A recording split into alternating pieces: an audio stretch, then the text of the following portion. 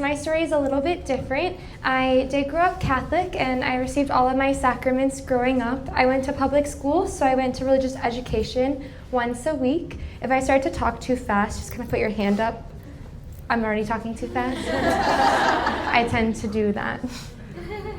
So I received all of my sacraments going through religious education, and while my parents and my family, we went to Mass most Sundays, we didn't go to church every Sunday, and we also didn't really have a relationship with God. We went to Mass, and we talked about God sometimes, but I didn't know many of the truths of our faith. I didn't know that Jesus was truly present in the Eucharist. I never prayed the rosary before. I didn't really know that I was a beloved child of God, and we lived just like the world lived, except for we just went to church on Sundays. But then I began in high school to go to a youth group, and there at that youth group, it was a really beautiful space to be able to be free to speak about the Lord with other high schoolers. And one day, much to my surprise, a religious sister walked into the youth group. I had never seen a sister outside of the Sound of Music, so I was surprised that nuns existed in real life. Because every Sunday, every Easter actually, that was something my family would do, is we would watch the Sound of Music to celebrate Easter. That was one way that we had celebrated after going to Mass.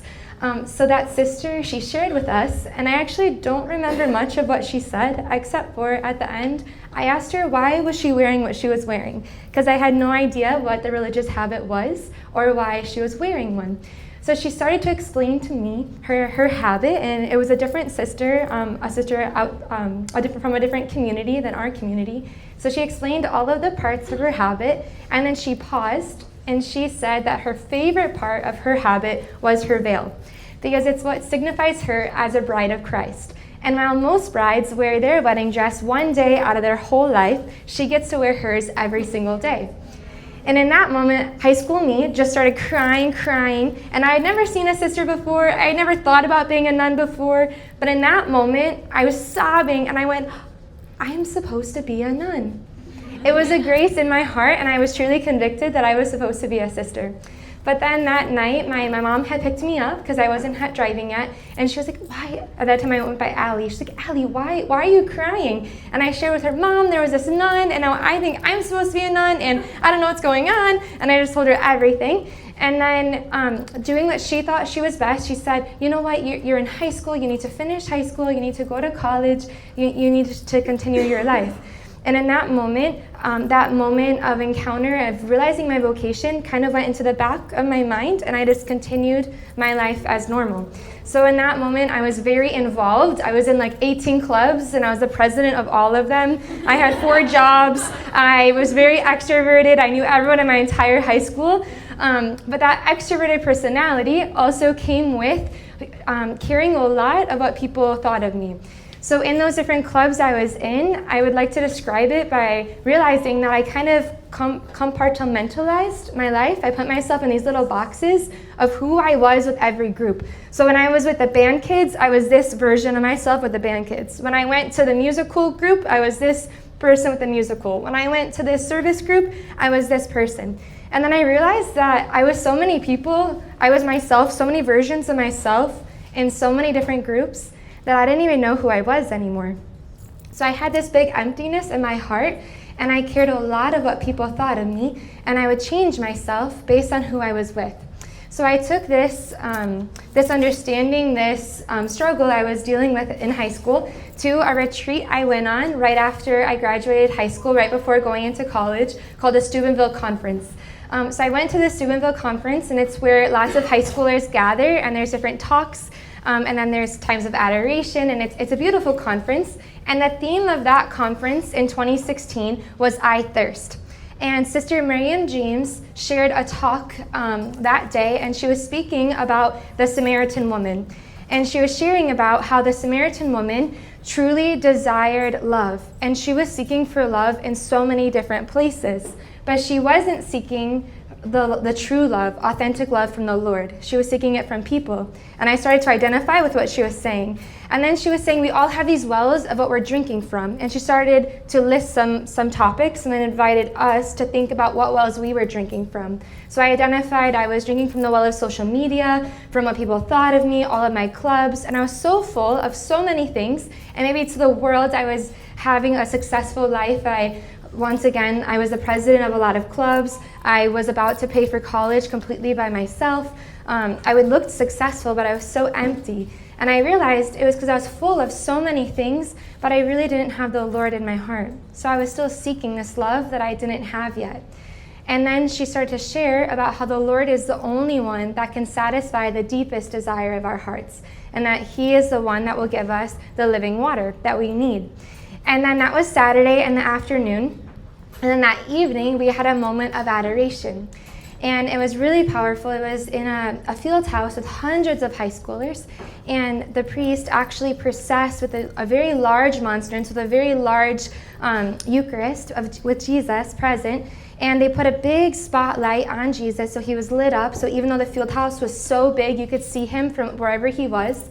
And even though there was hundreds of high schoolers, the priest processed with Jesus, and in a certain moment, a deacon that was all the way to the left of my row, I was in the middle, he pointed at me and he asked me to switch places with him. And I didn't understand why. I was like, okay. So I switched places with him, so I was on the end of the row.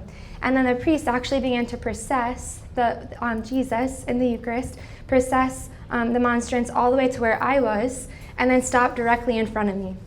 And when Jesus stopped directly in front of me with these hundreds of people, even though there were so many high schoolers, he saw me. And in that moment, he spoke to my heart, and he explained to me that he loved me. And that all of those wells I was drinking from, all of those things I was desiring, that love, only he was the one that could fulfill it.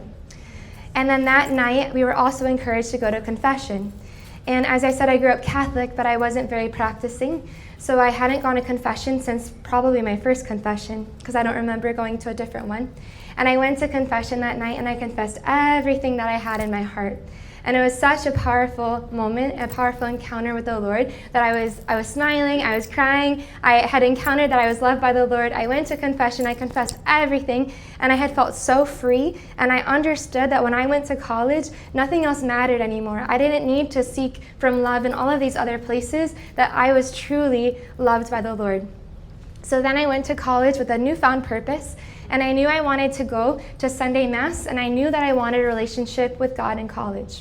So I went to college, and actually the very first person that I met when I went to Illinois State University, so the same college as my other sisters, the first person that I met at the orientation was actually the same sister that Sister Samantha met.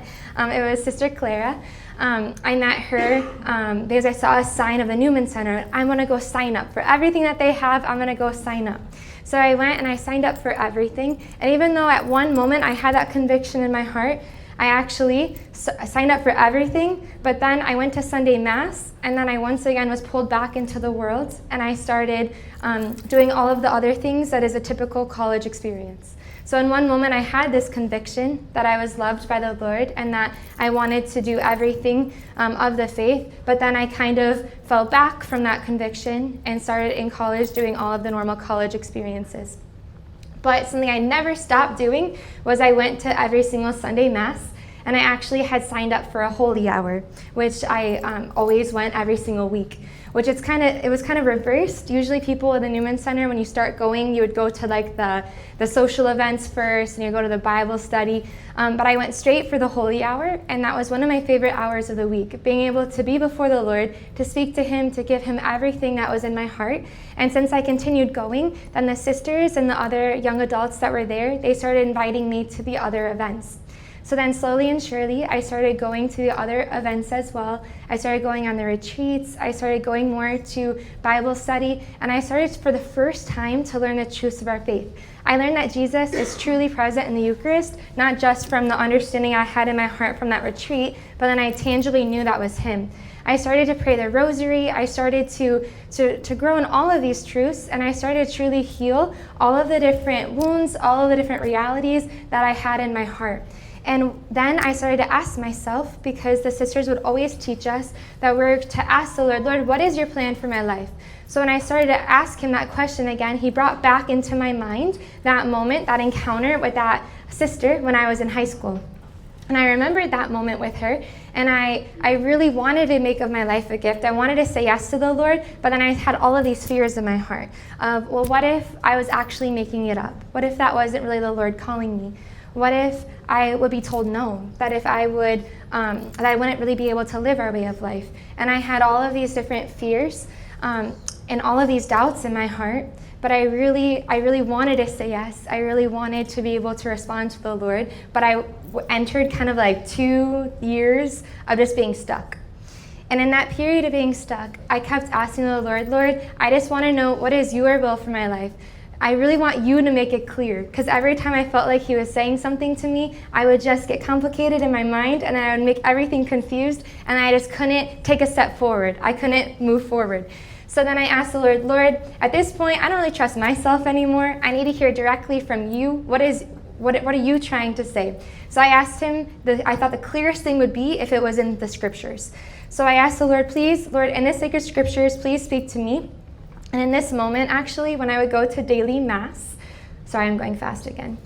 In this moment, when I would go to daily mass, the Lord began to speak to me with the word beloved. Whenever I would hear the word beloved, usually when it's one of the letters of in the New Testament, it will begin sometimes in mass and it'll say beloved, and then it'll continue the reading. And every time it began with beloved, I felt like the rest of the reading was for me. Everyone else in the church was there, but that reading was for me. So then that word began to speak to me, and I felt like the Lord was trying to say something with the word beloved.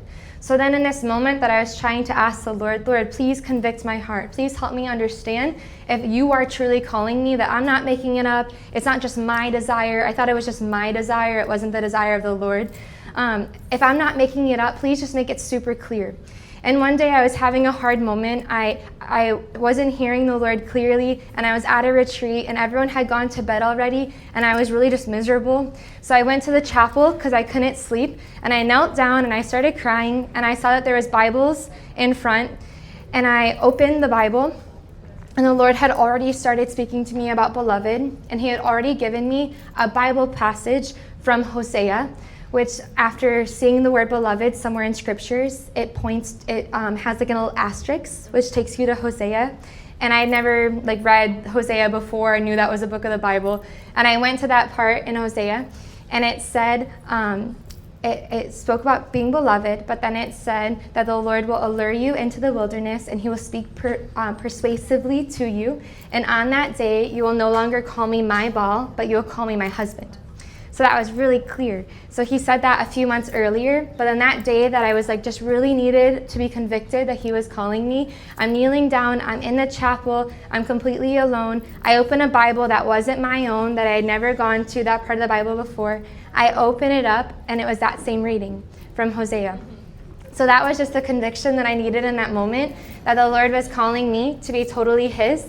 And then I was also listening to an apostles meeting, a talk of our mother foundress, and she was sharing how today in the world, it's very hard for us to be convicted, hard for young people to be convicted of what the Lord is saying, or be convicted of many things, to be convicted really of anything today. That sometimes we allow our hearts to have so many different confusions and complications that it's hard to commit and to say yes to something. But she gave 2 examples. She gave the example of Our Lady, who as soon as the Lord, as soon as the angel Gabriel said to her the plan of the Lord to conceive Jesus, she said, "Fiat, let it be done according to your word." So she immediately said fiat according to the Lord's word. And then she also, Mother gave the example of the apostles when they were fishing, when they went back to fish and Jesus told them to put the net to the other side of the boat, and there will be fish. And it didn't make sense, because Mother explained that wouldn't have made sense, because usually the net you would put actually on the other side. So Jesus was telling them to do something that usually would not catch any fish, and they hadn't caught fish all night. But instead of arguing or saying that to Jesus, they just obeyed, and they obeyed his word, and then they caught all of the fish and had the miraculous catch. So what the Lord was telling me in that moment was that even to me, I had all of these fears in my heart. What his word was, and his word in scriptures, was that I shall call him my husband. So in that moment, after receiving that Bible passage, after hearing the talk of Mother, really my heart was just convicted that I was called to follow him. And at that time in my life, I already was doing everything with the sisters. All I wanted to do was to be with our sisters, to serve our sisters, to be with our sisters, to hear our Mother Foundress. And then finally, I was able to give my yes and to enter our community.